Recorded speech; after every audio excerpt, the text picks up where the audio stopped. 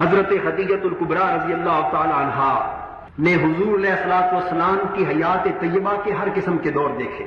وہ دور بھی دیکھا جب حضور حضرت خدیجہ الکبریٰ کے مال تجارت سے کاروبار کرتے تھے.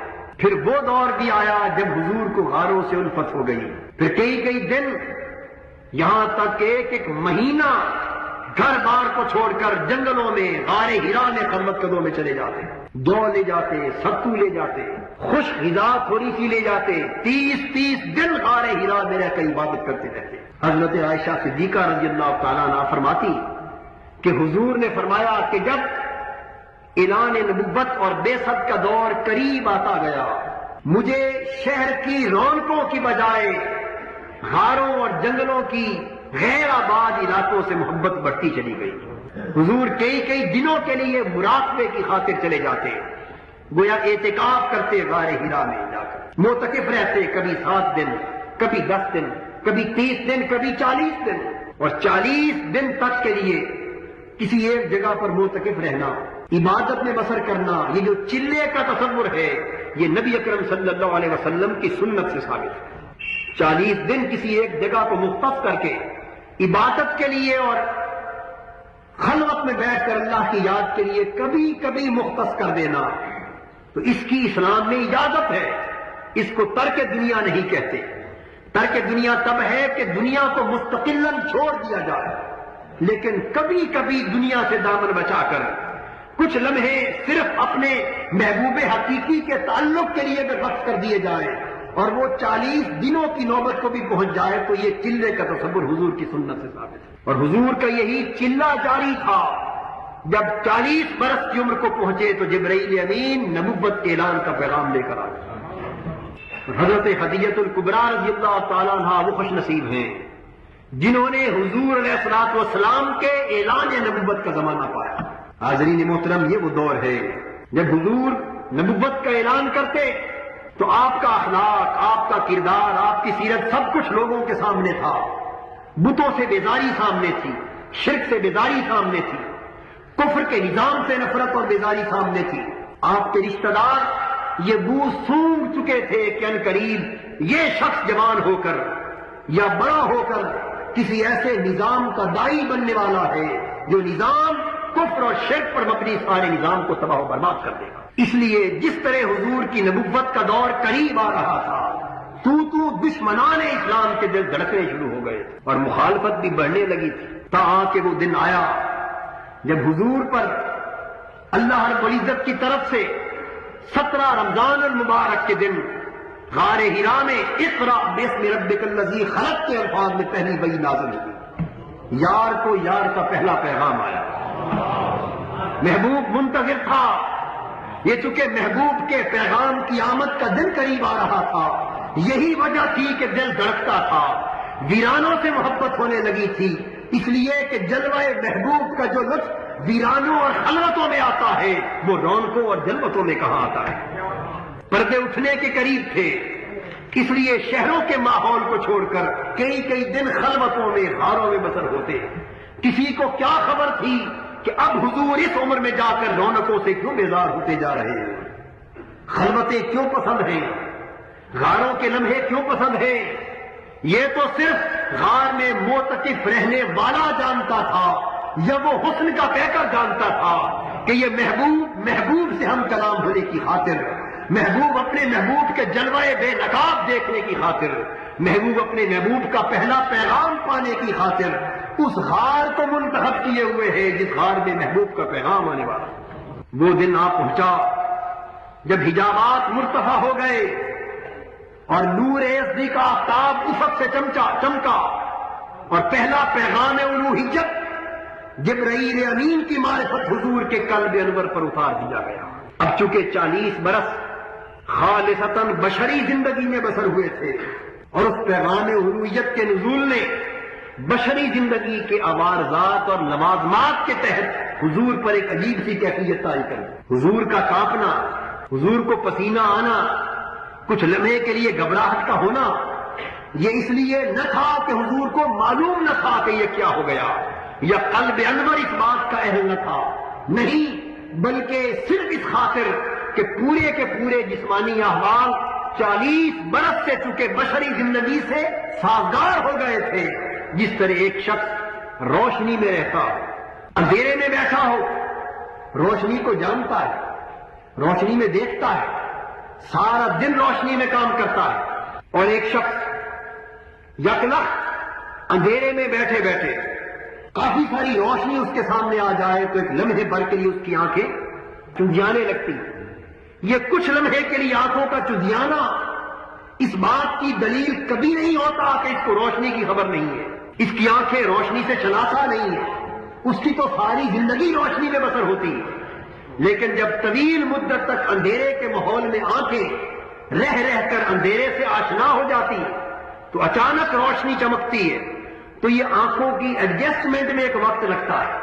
آنکھیں جو ہے اس روشنی سے اپنے آپ کو ہم مزاج بنانے میں کچھ وقت لیتی ہیں, تو وہ یکلخت نئی روشنی کے چمکنے سے روشنی سے آشنا آنکھوں کو جو دشواری ہوتی ہے, بس وہی کیفیت حضور کی بشریت پہ طاری ہوئی. اس لیے کہ اس بشریت کو اس عالم نور اور عالم لاہوت سے جزون منقطع اپنے تعلق کو منقطع کیے 40 برس گزر گئے تھے. اس سے پہلے بصورت نور حضرت آدم سے حضرت آمنہ تک کئی ہزار سال حضور کی زندگی کا سفر عالم نور کا تھا, اور حضرت آدم کی تخلیق سے پہلے حضور کی زندگی کا دور عالم ارواح کا تھا, اور عالم ارواح کی تخلیق سے پہلے کہیں حضور کی حقیقت کو عالم لاہوت میں رکھا گیا تھا, جس کا تصور بھی چشم انسانی کو نہیں ہو سکتا. تو پھر جس ہستی کی زندگی کا سفر اس وقت عالم لاہوت سے شروع ہوا ہو جب کسی مخلوق کی خلقت کا کبھی کوئی تصور نہ ہو, جب صرف اللہ ہو اور اس کے حبیب کا تخلیق کردہ نور ہو, اور پھر وہ عالم ارواح میں آئے, پھر وہ انبیاء اور رسول کی پشتوں میں آئے, پھر وہ حضرت آمنہ کے بطن اقدس سے متولد ہو, اور 40 برس پھر بشری زندگی میں سازگار رہے. تو جب اس پر پیغام الوہیت منکشف ہوگا تو لمحہ بھر کے لیے اس بشریت پر ایک خاص کیفیت کا طاری ہونا یہ قدرتی اور منطقی امر ہے. اس لیے بشریت پر ایک کچھ کانٹی ایک کیفیت طاری ہوئی. حضرت خدیجہ الکبریٰ کے پاس حضور آئے, فرمایا زملونی دثرونی, اے خدیجہ میرے ساتھ یہ ہوا ہے, میں نے یہ کچھ دیکھا ہے. جسم پر کپ کپی طاری تھی. حضرت خدیجہ الکبریٰ نے کمبلی لے کر, ایک کمبل لے کر, موٹی چادر لے کر حضور کو اڑا دی. جب حضور نے اپنی کیفیات بیان کی تو حضرت خدیجہ الکبریٰ رضی اللہ تعالی عنہا نے اسی نور نبوت کے حصول کی خاطر ہی تو حضور کو قبول کیا تھا. حضور کے اصل زوجیت میں آئی تھی, وہ تو 15 برس سے اس دن کی منتظر تھی جس دن حضور کی نبوت کا اعلان ہو. بس حضور نے جب ان کیفیات کا ذکر کیا تو روایات میں آتا ہے کہ وہ بے ساختہ حضور کے جسد اقدس سے لپٹ گئی. قربان جائیں ان لمحوں کی لطافت پر جب حضور کی نبوت کا اعلان سن کر حضرت خدیجہ الکبریٰ نے حضور کو اپنے ہاتھوں کے حالے میں لے لیا ہوگا, حضور کو لٹا دیا اور عرض کیا یا رسول اللہ صلی اللہ علیہ وسلم آپ گھبرائیے نہیں, اس لیے کہ اللہ تعالی آپ کے ساتھ ہمیشہ کرم ہی کرے گا, کیونکہ میں نے جب سے آپ کو دیکھا ہے میں نے آپ کو یتیم پروری کرتا دیکھا ہے, بیوگان کی مدد کرتے دیکھا ہے, بے روزگاروں کو روزگار فراہم کرتے دیکھا ہے, دکھیوں کے دکھوں کا مدارہ بنتے دیکھا ہے. ہر ایک کے دکھ کا مدارہ بننے والے کے ساتھ خدا کی ذات لطف و کرم کے سوا اور کوئی حال برقرار نہیں رہ سکتی. اعلان نبوت کے بعد حضور کی نبوی زندگی کا آغاز ہو گیا. ہر سمت سے مخالفتیں بڑھ گئیں. نبوت کے اعلان کے بعد وسائل معاش منقطع ہو گئے. اب جب اعلان نبوت کا فریضہ سونپ دیا گیا اور تبلیغ رسالت کا فریضہ سونپ دیا گیا تو اب سامان تجارت لے کر منڈیوں میں جانا حضور کے لیے عملاً ممکن نہ رہا. اس لیے اب ساری زندگی توحید اور رسالت کے پیغام کی تبلیغ پر صرف ہونے لگی. زندگی کا ایک ایک لمحہ محبوب کے پیغام کو کرۂ ارض کے گوشے گوشے تک پہنچانے کے لیے وقت ہو گیا. اب نہ ذاتی کاروبار کے لیے کوئی وقت بچا, نہ حضرت خدیجہ الکبریٰ کے مال تجارت کے فروغ کے لیے کوئی وقت بچا. اب تو صبح و شام ایک ہی دن ہے اور وہ توحید کے پیغام کو کرۂ ارض کے گوشے گوشے تک پہنچانا ہے. اس طرف مخالفتیں کھڑی ہو گئیں, مزاحمتیں کھڑی ہو گئیں, یہاں ایک بات ذہن میں آ گئی، وہ بھی عرض کرتا چلوں کہ جناب ابو طالب کے گھر سے حضور الگ گھر میں تو آباد ہوئے تھے، لیکن ذہن میں یہ خیال نہ آئے کہ وہ جو ان کی مالی مدد کا ایک کام حضور نبھاتے چلے آ رہے تھے اس کا کیا بنا۔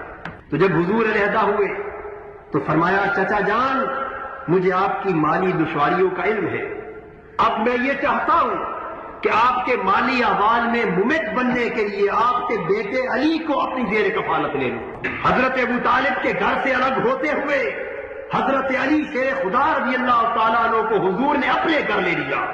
تو یہ وہ خوش نصیب فرزند حضرت ابو طالب ہے، یہ وہ خوش نصیب صحابی ہے حضور کا، یہ وہ خوش نصیب فرد ہے عالم اسلام کا کہ پہلے دن سے جس کی پرورش آغوش مصطفیٰ میں ہوئی۔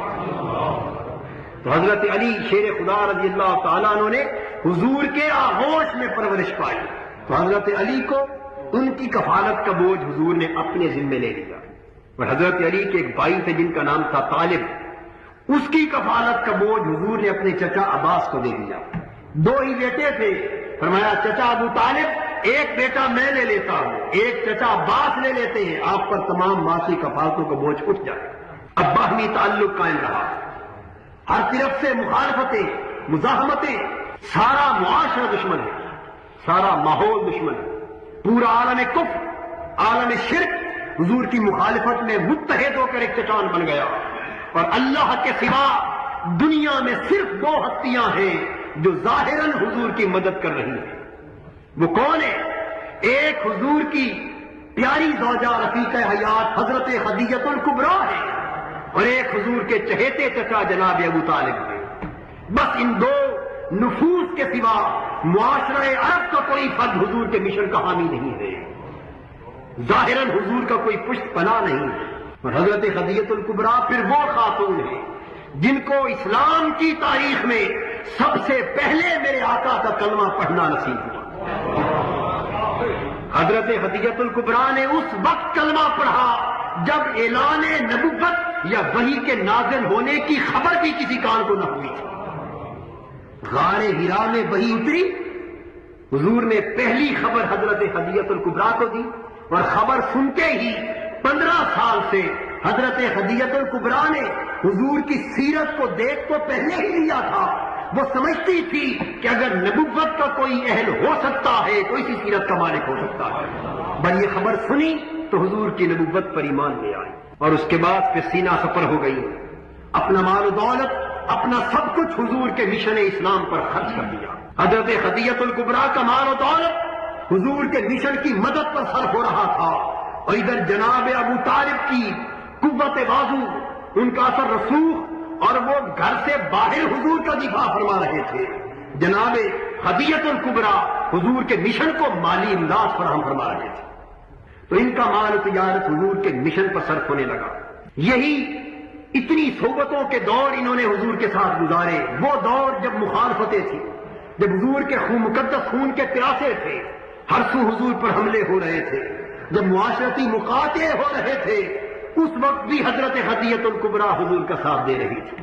تمام عرب کے قریشیوں نے، کافروں نے مل کر فیصلہ کر لیا کہ بنو ہاشم اگر محمد صلی اللہ علیہ وسلم توحید اور رسالت کی تبلیغ سے باز نہیں آتا تو پھر سارا کا سارا عرب معاشرہ اور تمام قریش اس محمد اور اس کے خاندان کے ساتھ قطع تعلقات کرنا۔ جناب ابو طالب نے حضور علیہ الصلوۃ والسلام سے پوچھا کہ پیارے بھتیجے، میں اکیلا آدمی، میری پشت پر بہت بوجھ پڑ چکا ہے، کیا ایسا ممکن ہے کہ اس مخالفت کے بوجھ کو کم کر دیا جائے؟ حضور نے فرمایا چچا جان، اگر شرق سے غرب تک پوری دنیا میری مخالفت پر اتر آئے اور کوئی ایک شخص بھی میری دعوت پر میرا حامی اور ساتھی نہ رہے تو پھر بھی محمد صلی اللہ علیہ وسلم توحید کی دعوت کو انسانیت تک پہنچانے سے نہیں رک سکتا۔ جناب ابو طالب نے کہا کہ میرے پیارے بھتیجے، اگر اپنے مشن پر تیرا عزم اتنا پختہ ہے تو قسم ہے اس رب کی، تو اپنا کام کرتا چل، میرے خون کا آخری قطرہ بھی تیری حفاظت پر صرف ہو جائے گا۔ جناب ابو طالب نے کہا کہ اے ملک عرب کے واسیوں، تم جو چاہو کر لو، محمد صلی اللہ علیہ وسلم نہ اپنے مشن سے باز آ سکتے ہیں اور نہ میں ان سے تعلق توڑ سکتا ہوں۔ 3 سال کے لیے ایک گھاٹی میں حضور کو، حضور کی زوجہ حضرت ہدیۃ الکبریٰ کو، جناب ابو طالب کو، حضرت علی کو اور حضور کے سارے خاندان کو قید کر دیا گیا۔ 3 سال اس قید خانے میں، اس گھاٹی میں بسر کی۔ حضرت ہدیۃ الکبریٰ کی عمر زیادہ ہو چکی تھی، کچھ عمر کی زیادتی، کچھ ضعف اور کمزوری نے اس حالت تک پہنچا دیا کہ آپ کچھ تکلیف میں مبتلا ہوگی۔ 3 سال کی اس قید اور صعوبت کے بعد جب حضور کی عمر مبارک 47 برس کو پہنچی تھی تو حضور شیب ابی طالب میں قید کیے گئے۔ 50 برس کو عمر مبارک پہنچی تو آزادی ہوئی۔ 3 سال اس شیب میں گزارنے کے بعد جب باہر آئے تو اسی سال حضرت ہدیۃ الکبریٰ رضی اللہ تعالیٰ عنہ کا بھی انتقال ہو گیا، اور اسی سال اس ظاہر دنیا میں حضور کے بچپن سے لے کر اب تک کے واحد کفیل جناب ابو طالب کا بھی انتقال ہو گیا۔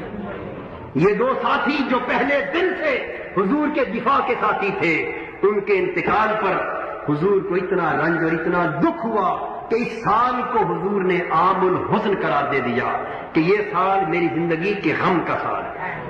اور جب حضرت ہدیۃ الکبریٰ رضی اللہ تعالیٰ عنہ کا انتقال ہوا تو ان کی عمر 65 برس کے قریب تھی۔ 11 رمضان المبارک کی تاریخ تھی اور 10 سن نبوت تھا جب حضرت ہدیۃ الکبریٰ کا انتقال ہوا۔